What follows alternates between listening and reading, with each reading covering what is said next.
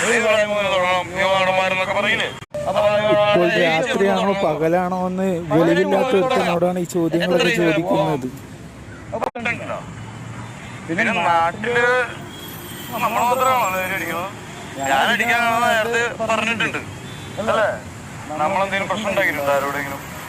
നിങ്ങൾ തന്നെ പറയണം നമ്മൾ അതടിക്കണു ഇതടിക്കണു അതടിക്കണു ഇതടിക്കണു അല്ലേ? അല്ലേ? ഈ നിയമ കമ്മിറ്റി റിപ്പോർട്ടിലെ വിവരങ്ങൾ ശ്രദ്ധിച്ചിരുന്നു. വെളിവുള്ള ആളോട് ചോദിക്കും. നിങ്ങളെപ്പോഴാ അറിഞ്ഞു?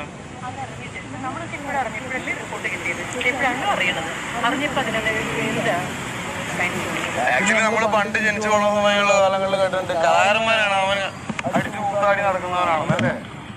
കലാകാരന്മാർ അടിക്കുന്ന കാര്യം പുതുമയുള്ള കാര്യമാണോ? ആണോന്ന് എന്ത് കാര്യമാണെങ്കിലും അല്ലേ?